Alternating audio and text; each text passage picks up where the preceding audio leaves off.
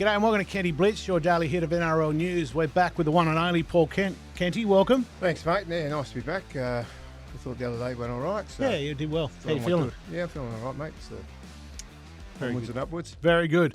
Well, let's start with some disturbing scenes out of Dragons headquarters today with Lockhart Pacifica Tonga taken away in an ambulance with a stretcher and a neck brace. And it didn't look great. Serious neck injury coming out of there. Yeah, it didn't look great. Look, it was, by the sounds of it, it was just they were doing defensive drills. It was a fairly standard type of tackle that they were going through, but he didn't get up off the ground and told everybody he had a neck problem.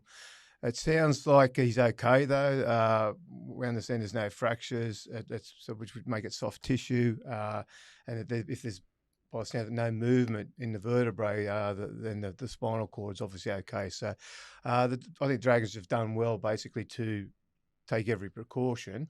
But the good news is it looks like he'll be getting up and walking out of hospital reasonably soon. Yeah, very much so. He's obviously the future of the club. A young 20-year-old front rowers don't come around very often of his size. So good luck to him, and let's hope he gets back on the field soon. Some great little quotes coming out of the Brisbane Broncos with Reece Walsh reigniting the storm, reigniting the fight with Storm rival Stefano. Did you read those? I had a look at it. Yeah, it might be interesting to see. He might get a little bit of a return serve in the game on tomorrow night. So if you haven't seen it, Reece Walsh posted a photo of him in a black hoodie, and it said all bark, no bite. And, of course, that's referring to Stefano's comments before the grand final. We think it's referring to. We think it is, yeah. Allegedly referring to his comments before the grand final last year. Yeah, look, I think it's just great for the game, that sort of stuff, to be fair. It fascinates me. Boxers will get there before a fight and they'll say the most disgusting things about each other in some instances. And out of that, it builds the fight, it builds the tension. Often it's genuine. And I get it because you can't hit the guy any harder than what you already want to hit him. And I think the same theory really applies in rugby league. You can't tackle a bloke any harder than you're going to tackle him anyway. This whole don't say nothing, don't give them something to pin up on the dressing room wall, that all goes back to the 80s era with Jack Gibson and Warren Ryan and not wanting to motivate the opposition. And it's just a bit of a lag out of that. And I think it's good that the players speak freely when they do. And it just adds to the contest. It adds to the theatre around the game. And the hatred. That's what we like. And look, whether they generally dislike each other or not, I don't know. I doubt they even really know each other, to be fair. But certainly it gets fans interested, gets fans talking, and I think it's good for the game. Yeah, absolutely. And we always ask that players, talk openly and freely. So let's back them when they do it. I don't think Utah Commander should be really slated all over what he said last year in the grand final. And Reece, again, he's entitled to have his say before this game. It's just, I love the confidence he says before going down to Melbourne where they haven't won in a long time. 10 years, I think, something like that. Yeah. What about the other big news overnight? You saw on your old stomping ground 360, there was a big blue between your mate Gordie and Peter Badel. Yeah, I had a look at it. Yeah, it was... I thought Badel did very well. Okay. I thought he handled it really well. I think Gordie, I thought his argument was pretty sort of skinny, to be fair. Look, the fact is, let me just go through a couple of things. So he's upset that Adam Reynolds got on the plane. He had a go at him about that. He had a crack at him as captain that he should have played. A couple of things that haven't heard mentioned anyway is one, Adam Reynolds did fly down to Sydney to do that television appearance. He might have already known by then he wasn't playing. So Gordon's argument was he should have been rehabbing himself. He should have got himself right, and then Gordon was ultimately proved right because he attempted to play or attempted to train and was unable to get through the week, so they stood him down. Well, if you knew he wasn't playing, then why did he get picked? Well, he got picked because Michael Maguire will always pick injured players. The last thing Michael Maguire wants to do is give Melbourne a couple of days head start working on Ben Hunt at halfback, as opposed to Adam Reynolds. And now Melbourne, they're so professional, they would have been doing it anyway. They would have said, look, there's a chance here, okay? So, but that's just the way the game rolls. Coaches always name players who are 50-50, even though we all publicly think they're 50-50, who they know are not going to play. And they'll just make a late change. I think it's disgraceful, actually, that they're allowed to change the game and not announce their lineup until an hour before the game. Why? Why? Because I think if you go as a fan, if you want to go to a game, you go to see. Some people want to go and see a certain player. By the time an hour get there, you're already there at the game. Secondly, the NRL takes in tens of millions of dollars a year in sports gambling, and that might not mean anything to people who don't want to gamble on rugby league. But the fact is, if the NRL is going to take the money off the gambling and off the punters, then they deserve to tell the punters what's going on. In the NFL in America, it's just totally forbidden. They need total transparency. They even have every training session filmed. So if a coach wants to do a little bit shifty deal and name a player that doesn't train all week and won't play, they can say, well, hang on, you didn't train, so you clearly wasn't going to play. You can't put it down to a late injury. The NRL does a real disservice to the fans in that area. The team should be announced much, much earlier. And the coaches will bitch and moan about it, but bad luck. You take the money, you do the deal. I saw a report recently, I don't know if it's public, but it said that the NRL get $55 million a year. There you go, $55 million a year, and the punters aren't allowed to find out the starting lineup until an hour before the game. When, again, Adam Reynolds was named Tuesday when they knew he wasn't going to play. I think the other thing about Adam Reynolds is he's setting himself up for a career post-football, right? He's done after this year, and he does one day a week at Fox. Well, he set himself up. He worked last year at Fox, and he probably didn't do enough appearances last year. I think they had to talk to him about that. Okay. So he needs to get a few up this year. He does talk very well about the game. I think he'll do a very good job when he gets in that area. So I've got no problem with him getting down there. The other part's this. It's a rib cartilage, right? So now the rib cartilage, you can't strap and you can't needle up. Okay, so you can't just say, okay, I'm going to play through the pain. And there's very little blood flow. So when you talk about flying, there's very little blood flow to the cartilage. That's why it's such a slow healer and it's so difficult to recover from. But the change in, the problem with flying, why they don't like people flying when they've got soft tissue injuries, is because of the change in air pressure affects the injury. Affects the blood flow into your injured area. That's not going to be the case in this instance. Now, Gordie tells you how tired he gets. He didn't. It doesn't say about the 15 schooners he has on the plane. Or before he gets on the plane. But half his luck. Yeah, half his luck. Yeah, but it's just something, mate. I just think it goes back to Gordie's gripe against Brisbane, which we know it's all there. It's all about over Kevy and what happened there, and there's a couple of other things he hasn't spoken about that he holds close to his chest, but. It manifests itself in a way that just doesn't look good for him. If I was having a chat to him, I'd just say, mate, just dial it back a bit. I think we need to, because it's just taking over at the moment. Let's talk about Joey Johns. A little interesting article. I love his articles in the SMH every Thursday. And today he talked about his love of the six again and how it would introduce the small players back, the Alfie Langers, as the games open up.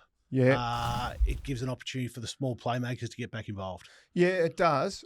And we're seeing the game sort of turn around again. The player Paul Crawley spoke about it, and I think actually Joey sort of borrowed a bit of an idea off Paul Crawley actually, because he came out early in the week and said that he likes the six again because it encourages this fast play and it gets rid of that slow.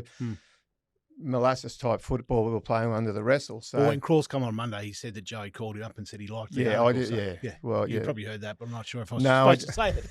I did know that. Yes. Yeah. But anyway, and I agree with it. Look, that's a benefit of it. It really is. Look, I've been critical of the six again, but I do like the six again in many ways. There's fors and against with it, and I think that's where we need to focus on. It's good, get rid of it, bad,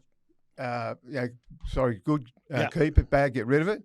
But I think we probably have to try and find somewhere to manage it, somewhere in the middle there. I think the rule's there to stay. I can tell you that. It's not going to get changed. Kenty, why can't the referees just have the bloody microphone there? And when it's a six again, they click a button and say what it's for? Could, easily, yeah. That's what they've got to do. But again, this is the half-assed management of the NRL. They don't think of things like that. They don't come up with things like. Look, I'll give you one. Remember years back, there was an issue with a field goal right at the end of the game, and the clock got wrong. The clock was wrong on the footy, and there's a full time call, right? And Todd said, "Mate, we're going to fix that. We're going to go out and we're going to coordinate and synchronise the clocks between the television coverage." The ground clock, which the fans and the players can see, and the ground manager, who has no one knows what he's clocked, but he's the official one. Okay, still hasn't been done. Still hasn't been done. Now, when you think about it, all the players have is the clock that they can see on the scoreboard. That should be the clock. But that's not. The ground manager has a different clock, often different clock, going on up in the grandstand. Okay, and that's just simple management that the Palookas in there just haven't got their heads around yet. So to try and get the referee with a microphone that he can just say, holding down or marker's not square, too hard for them. Seems obvious. The other thing that pisses me off, and they fix it up. Channel 9 used to have the time used to go up. Yeah. Right? So you never used to, like if you're new to the game, you never knew how long to go. Yeah. They've only this year, or the end of last year, changed it to now to go down. So from 40 down. Stupid, small things. What the hell's going on? Anyway, now we're fired up. We've got a few Ask Kentys, Kenty. That's what the crowd want. That's what the people want. So we got a couple. Right. Here's one from Miss Last Century. The NRL always asks or wants to speed up the game. How about ditching scrums? We've talked about this 100 times, by the way. But in the old days, teams competed for the ball in the scrum, which stopped years ago because the ball was fit in the second row. What's the point of having scrums? Scrums are basically a chance to reset the game. That's why. I get it. Look, I think if you got rid of scrums and just went that, it's going to turn into soccer, except through the hands. That's what the game will turn into. Look, scrums are basically a chance to reset. They're an attacking opportunity. They're a chance to basically get the game together. And to be fair, I don't know if you want to keep continuing down this path of making the game faster. I think the game's fast enough, particularly with the 6 against. Yeah, good point. And I just don't think, I think the players already, they're finding artificial ways to slow the game down. Now that they get a penalty, they'll call a committee meeting in. In the old days, they used to get the penalty, get the ball, but while go quickly, right? Up tempo. While the line kicker's kicking for touch, the captain's already telling them what they're going to play, and they used to jog to the tap. Nowadays, they stop, they have a talk about it. What do you think? What do you think? They'll go through it. Then some guy will come forward and go, I might have a kick for touch. He'll put it into touch. Yeah. And then they walk, and they basically slow jog, if not walk to the tap. So they're finding out. You quicken the game up and bring fatigue in just by fixing those up. The scrums now. As soon as there's a scrum, they all walk to the scrum. You go back, you watch Vision on Fox Sports and watch the old '80s games. They used to jog to the scrums. By the time they get there, they just go straight into formation, straight into the scrum. The scrums would stop not because they were slowing the game down. They would stop because we kept having too many scrum restarts. Okay. And you could have the ball get kicked out of the tunnel, out the opening tunnel again. Things like that, or someone had collapsed or whatever, and they just reset the scrum, and it just became too bothersome for the game. So, but I do like it as a restart for the game, and I think you've got to have some sort of core aspect of the old game that still exists in the new game. You can't just, you want, if someone's transported from 1908 to watch the game today, you don't want him to sit there and say, what is this foreign game? You want him to actually be able to recognise, this is what rugby league has become. Take the scrums out, like you may as well turn it into soccer. And the 6 tackles, I guess he would never recognise. He won't, but hopefully he's smart enough to figure that out. It's interesting you mentioned about this committee meeting, because I was at the South Roosters game the other day, and I think the scores were locked, and the Roosters got a penalty. And mate, everyone was standing there. It was 30 seconds before they decided, okay, we'll take the kick and go. It was unbelievable. Yeah, and see, the referee in the old days, the referee would hurry him up. Come on, and I don't know if they used to be able to call it scrum if they took too long or whatever, but they used to be able to penalise them in a way if they took too long. You'd get murdered now, the referee, if you try that these days, but it wasn't a bad idea, I thought. I mean, the other thing about that is it brings, for the scrums, it brings 6 players in a great space. It takes players out of the defensive line from one tackle. Yep. Ross's 1978 says, Kenty, last season when the Bulldogs played the Panthers, there was a massive betting pledge on the Bulldogs, who were outsiders just before the teams got announced. When the teams got announced, the Panthers rested 16 of the top 17 players. Yeah. The NRL said they were investigating it. We've heard nothing since. Yeah, surprise. Look, that's exactly what I was speaking about. Like, the fact that the NRL allowed that to happen, look, I'm not talking about resting players. I'm talking about the fact that they allowed it to be announced so late. The punters got screwed because people were backing Penrith on good faith thinking they were going to beat Canterbury. The bookies got screwed because they had prices up as Penrith as a legitimate favourite to win the game. Okay, I think they were favourites to win the game anyway. So they did their dough cold, and then the NRL take all their profit on turnover tax off the bookies. Beautiful.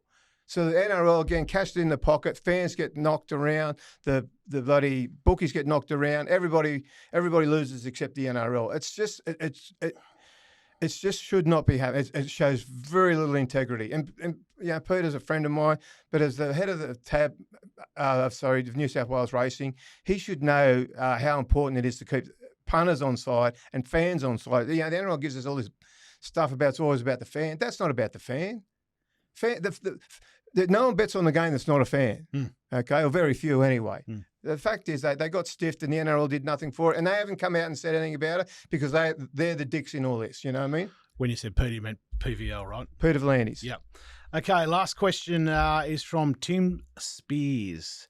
Says, in 2000, Paul Kent, so on Tuesday we did a little session on South Sydney, and you mentioned South Sydney, old South Sydney versus new South Sydney. I believe this is what he's referring to. In 2000, Paul Kent was one of the low News Corp journalists that did everything they could to kill South Sydney. When 80,000 people plus marched through the streets of Sydney to protest the Rabbitohs' exclusion, Kent's paper did not even report on the event. No integrity. Meanwhile, Albo, lifelong fan, was fighting to keep the club alive. He marched. He joined the board. He did everything he could for the club to get back. You're in no position to comment, Paul. Take that to the bank, old Punchy. What did he say? I added that. I didn't add that. No, he said that. Old Punchy. Take that to the bank, old Punchy. Oh, look, mate, this guy doesn't know his ass from his elbow, okay? Look, the fact is this.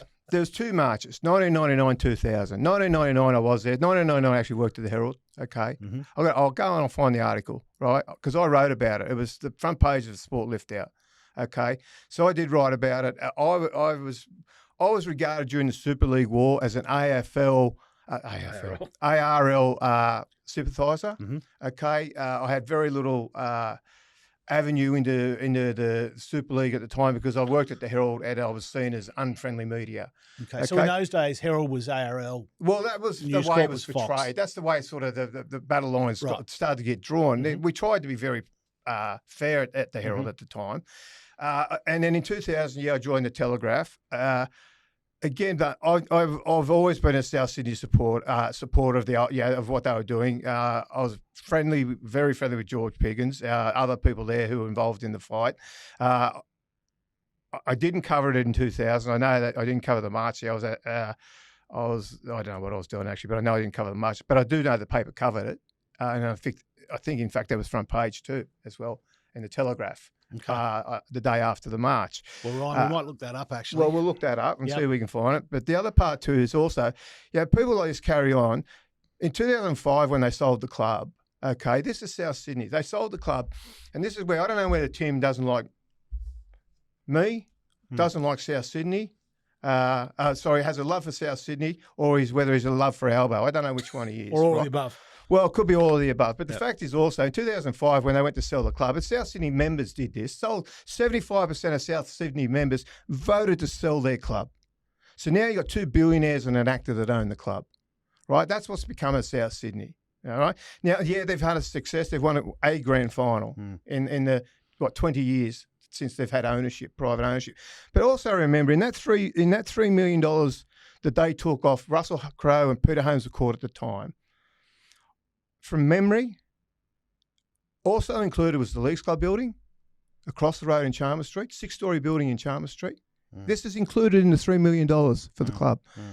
So they got a 6-story building. They kept one floor of that for the Leagues Club for a little while. It got turned into a merchandise store, and now it's long gone. They also got 11 apartments. They also got 272 car spaces in South Sydney.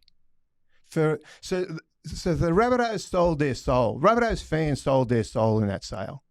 All right? So to sit there about how high and mighty they are as South Sydney fans and all the rest of it, when 75% of the club sold their club for $3 million, mate, you're a real estate mogul yourself, okay? You know what a bargain that is. 272 car spaces, I think it's 11 units, it might be 7, but it's certainly more than 5. It's 7 or 11, I think it's 11. To sit there and carry on. This is just a biased argument that you can just throw stones and everyone goes, "Oh, good on you, mate, for getting into him." It's just a dickhead argument. But there you go. What's his name? Tim Spears. Tim Spears. Spearsy. Hey, there you go. You're up next. All right. So it's match preview time, and it's brought to us by PointsBet. And now it's time for this.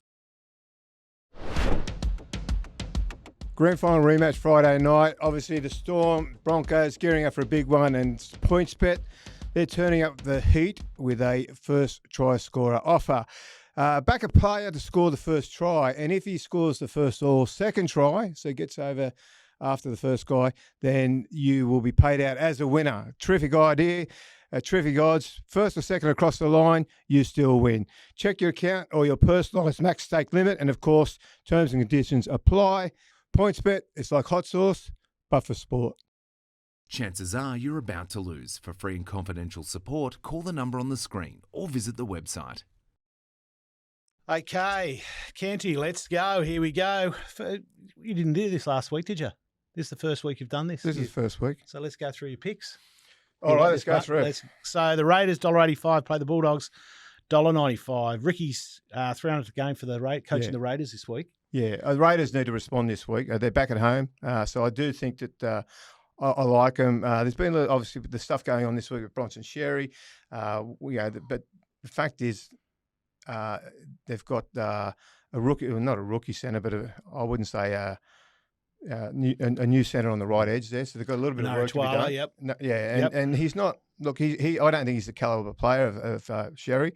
So I think that might be a place that the Raiders are going to aim for. I think Canberra will win the game, but they've just got to get their heads right, and they've got to get a bit of discipline back in their game, because Canberra had this really bad habit of trying to get away with all these little niggly little professional fouls.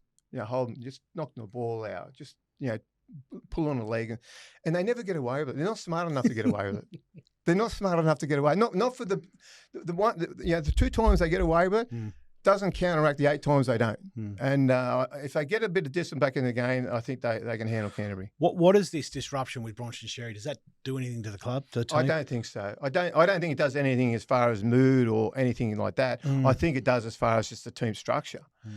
Crichton's going back to the left, which is his spot. He'll be much more dangerous, and that's Canberra's worst defensive part of the field, that right edge. Okay, they're under a lot of pressure. They concede far more tries in that part of their defence than anywhere else on the field. So that's going to be a real. Whoever wins that could essentially win the game. But I think just from a team structure, it unsettles them a little bit. I don't think they're going to have quite the threat that they had with Sherry in attack. But I still think Canberra, the work they do around the ruck with the ball, should be enough. Yeah, obviously Hudson Young up against Jacob Preston. That'll be another great. Yeah, will you stay awake for that tonight? If I can, late start, isn't it? I'm not staying awake real long, I can tell you. I can imagine.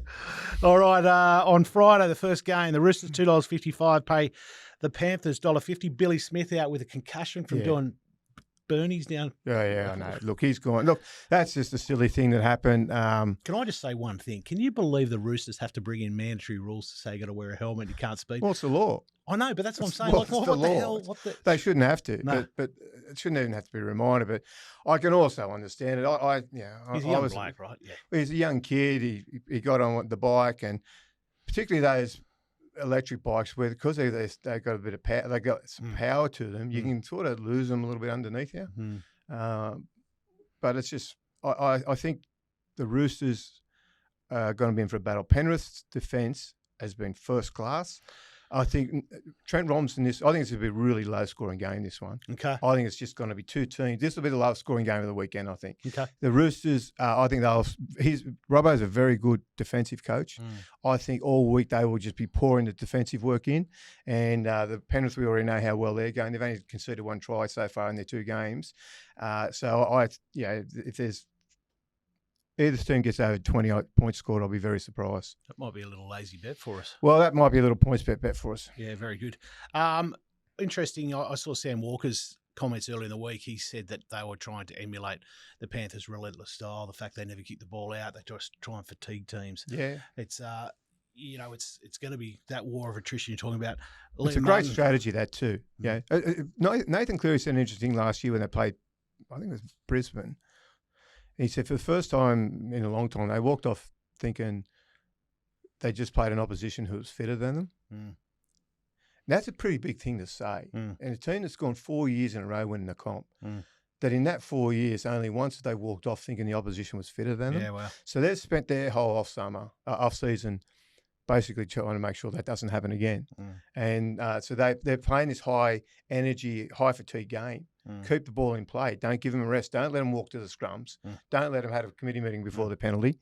And then keep the ball in play and wear them down and get them. And so far it's been working tremendously. The Storm tomorrow night play the Broncos. Storm $1.35, Broncos $3.30. Adam Reynolds out. Ben Hunt comes in. Blake Moser comes onto the bench. A lot's been said about Adam Reynolds. What do you think is the main difference with Ben Hunt coming in for Adam Reynolds? Obviously, kicking game. Yeah, his kicking game he's just not as pinpoint with his kicking game. Adam Reynolds is one of those halfbacks that always has the right kick for the right situation. Okay. Ben Hunt is okay, but he's just not as accurate.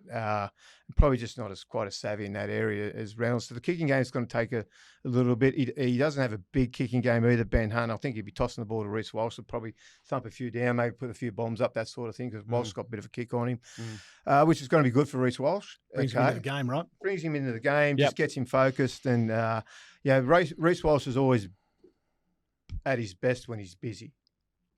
Okay. So he needs to be busy, and I think that just helps him keep busy. But I also just think that Melbourne will just put him in that little anaconda hole that they do, and they'll just wrestle them out of the game. They'll just squeeze them. They just put the pressure on, and I think they're just going to be too relentless for the Broncos, who are just too flighty at the moment. Broncos are coming in and out of games, and when they're out of a game, Melbourne will capitalise. I think they'll really have a look at that. There'll be a lot of attention on Ezra Mam. There's obviously well publicised 12 missed tackles in the first 2 rounds of the season. They'll be coming after him. They'll be focused on him. But actually, it's an interesting thing was Blake Austin was talking on a podcast this week, and he was talking about, and it's the first time I've heard anyone say it. A mate of mine tipped me towards it. He said defensive coaches are really going to start having to earn their money now. Okay. Because of the fatigue factor we're getting in games, what's happening is the halves are getting picked on, right? A lot of traffic's going their way, and the way he explained it, Blake, he said, as a half when you defend, he said your job basically is to keep your shoulders square.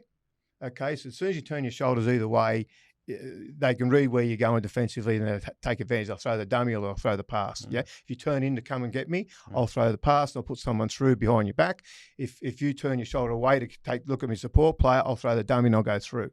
So what's happened for years and years and years, because we've had this really slow sort of methodic game and we've just block play into block play into block play, all the defensive coaches are basically, well, how do they defend it? Okay, we'll defend the same way. But what's happening is the halves, because it's fatigue, they're coming up to the defensive line and they're saying, where's my support from inside? They're not getting there like they used to because they're tired.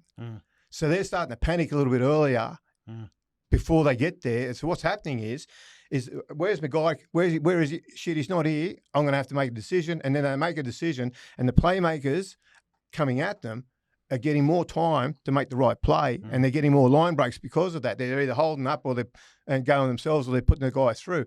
So that's probably what's killing Ezra Mam these first couple games, is the fact that when the fatigue, and the Broncos have got fatigue in a few of these games, and he's not getting the support from inside. They're isolating him defensively, and they're going through. And I think that's a pretty astute thing that Austin said, that they're going to go down. The game's going to go that way, and more we're going to see the playmakers take advantage of this. But the one thing we do know also is if the playmakers are seeing it on one side of the ball, then they're going to get it coming back at them on the other side of the ball, and they're going to be telling the coaches about that, and they're going to have to come up with some systems to do that. So there's going to be a bit of an adjustment here about how teams defend and what they do.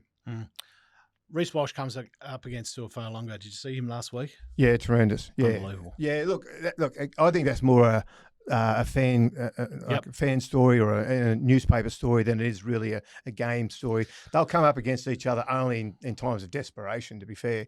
Other than that, it's not like it's 2 front rows going at each other. All right, so my bet this week, my multi, to try and get us off to a good start. Going a little bit wide this week, but I think each bet individually looks pretty good, but we'll see how they go as a multi. I've got Canberra straight out to win the game tonight. I think that they will have the measure of the Bulldogs. We wait and see what happens there, but Canberra, I think there'll be a strong response after last week. Then we just go into tomorrow night, the Roosters-Panthers. I think it'll be a game where not a lot's going to be given up defensively, so I think under 44.5 points for the game and game total score. The other game, Melbourne against Brisbane. Melbourne 13+. little bit of a risk, but I think Melbourne really got Brisbane's measure. I like what they do down there. It's been a long, long time since Brisbane have played well down there and won a game. So that's part of it. And the last leg of the multi, first try scorer, which will be my first try scorer bet as well, Will Warbrick. He's paying $7 to be first try scorer, but altogether the multi is paying $47 or thereabouts. So get on that. Points bet, it's like hot sauce, but for sport. Chances are you're about to lose. For free and confidential support, call the number on the screen or visit the website. First game on Saturday is the Knights, $2.60 playing the Warriors. Fletcher Sharp looks to be out. Yeah, I think the Warriors will smash them. Really? Yeah, I really like what the Knights have done so far. It is in Newcastle. I know that. Yeah, I'm saying it more because I'm so impressed with the Warriors than any knock on the Knights, to be fair. Okay. Now, we do know they're without Capewell. I'm talking about the Knights. Without Ponga and they're without Brown, which is two really big outs. And then if Sharp doesn't play, Sharp won't play either. So they're now back into their third string in that area. Tyson Gamble's the guy they're talking about playing there. He's just not. Yeah, in fairness, not the same caliber. But I also just think that the Warriors, they're just monstering teams at the moment. Their defence, we're focusing on their attack, but their defence is really clicking at the moment. And I think the Knights will probably go back to the Badel Knights of last year where they really struggled to score points. There's another one. Knights no points in the first half. There you go. They're just rolling off today. The whispers are Mitch Barnett may make a return for the Warriors. That would be good to see. Yeah. The Sharks $1.45 pay the Dolphins $2.70. Obviously, Sharks were monstered last week, really, weren't they? And I like the way they handled it, though. Okay. They said we got shown where we need to be. Yeah, okay. I think Blake Brayley came out and said that yesterday. So, and that's the truth. They did get found out. I thought it was a bit of a soft run against the Titans. The Titans were gone. They were everywhere in round one. So I think that was a bit of a false economy looking at the Sharks under that light. But last week, I think it's probably a fair indication of where they're at. And so it'll be really interesting to see how they respond this week. They really need to come back. And the Warriors, the Dolphins need to come back as well, mate. They were really poor in that first half. They played like they just had this presumption that they were just going to dial in the win. And they got the backside handed to them a little bit. They did come back. I liked the way they came out in the second half and put the points on, but they would have had a tough week this week with the coach, I think. He wouldn't have been happy with that. The Rabbitohs $1.53 play the West Tigers $2.45 up in Gosford, your old stomping ground. Old stomping ground. Yeah. First game of footy I ever played was that ground. Oh, was it? Really? Yeah. How old were you? 8 years old. Yeah. Okay. Gosford Townies. That was, I think the Tigers are a fair price there. Okay. Yeah. I know that the Rabbitohs played very well last week against the Roosters. And they're entitled to go in as favourites. But I also think that was emotionally they were very high last week. They didn't win the game, to be fair, either. So you might want to consider that. But they did go in on and up. And I think the West Tigers, they've put a lot of work in over the summer. They look fitter. They've had a couple of, May's not playing in the centres. He's out for, I think, a month or so. Yeah. So you're that's obviously too quick to get there last weekend, but you saw it on TV. Saw it on TV. I could hear it. I had the doors open and I could hear the ground announcer in the crowd. So I was hearing it as I was watching it. So it was a bit of an experience. But I tell you what, everyone talks about how great it is there, and it is great. But they've still got to fix the facilities there, and that's the thing that everyone. I like all these media people who sit there from the media box or their corporate box that they're sitting and watching the game. Mate, you get on the hill, which is the experience. That's what you want to experience. You get on the hill, though, the toilet facilities and the canteen facilities are third world. Yeah. They should just allow people to bring in their own booze at Leichhardt Oval, I think. Well, bringing their own food, just cut down the lines. Let's go back to the 80s where, what was it, one case? Yeah, one per case per person. One case per I think at the SCG, at the cricket, you could take 2 cases. 48 well, long days. Yeah. Jamie Humphries is back for South Sydney, obviously. Yeah. There's a little story that he might not get re-signed, which is probably a little bit of the Haas factor, Yeah, not a lot of money left. They've clearly got to clear up some money in the cap now to get Payne in there. I feel sorry for him. I think he went there on a basically a minimum wage contract. He did a very good job last year. till the injury, and he had an injury last year. He got suspended in the early parts of this year. So I feel for him, but I think he's good enough to find a club if South have got to let him go. I don't think they're letting him go because they don't want him as a player. I think they're letting him go basically because they just can't afford him. The first game on Sunday, the Eels at home, $1.48 against the Dragons. Still a little question mark over Daniel Atkinson and Kyle Flanagan, who both got ankle injuries. They believe they will play, but I think they'll leave it up to the last minute there. Oh, you'll get told now before the game if they're playing or not, Warren. Okay. Look, they're both hard to pick. I was very strong that I did not think the Dragons would win the wooden spoon this year. A lot of people said to me, mate, you're an idiot. And I just said, look, they were so hard to beat last year. They didn't have enough attack going for them, but they were still hard to beat. And they've already shown this year that they're hard to beat. I know that Melbourne got away on them, but it wasn't an indication of where the game was. Melbourne got away in the last 20 minutes when they just ran out of legs. They're up with 18 to go. Yeah, but I just... What do you think of the Eels? Well, they're hot and cold at the moment, so it just depends who turned up. But I thought their first round performance, as poor as it was, they just got on the back foot and didn't know how to get out of it. Peasant's a young half; he's still figuring that out. Mitch Moses, if there's a criticism of Mitch Moses, I think is. I don't think he's the best halfback in the game. I think Nathan is, but Mitch Moses would be my origin halfback. Close second, yeah. Well, I think I put him ahead of Nathan in New South Wales. Yep. Okay. But the one thing he can do, Mitch, is he can over try. Okay. Tries too hard. When it's not going well, he tries too hard, and it can just it leads to frustration in him and things like that. They got it right last week. They held their composure against the Broncos. They got behind early, but they just said, you know what, and they just stayed in the game. And the Broncos played themselves out of the game, and the Eels were there to get them because they did. So I like that. That game's at CommBank Stadium. I want to shout out to CommBank Stadium. That is one of the great stadiums in the NRL. If you get a chance to see your team out there this year, it is a phenomenal stadium. I love going there. Magnificent, isn't it? Unbelievable. Yeah, it is. I mean, that is I love Allianz, not so much a core, but CommBank for that crowd, fantastic. Cowboys $1.60 play the Titans $2.30. Both teams on 0 points. This is just a dog of a game, isn't it? Dog of a game. I don't. There's nothing to recommend this game. There's nothing. There's nothing. I honestly think if you're a hardcore Titans or Cowboy fan, you're asking yourself if you're going to watch it. So look, it's a tough. The problem for those guys too, it's also the 8th game.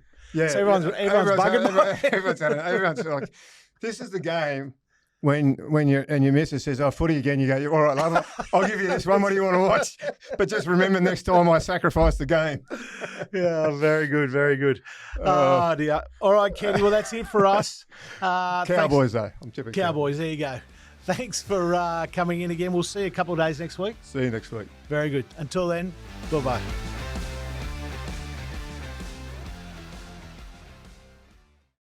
Chances are you're about to lose. For free and confidential support, call the number on the screen or visit the website.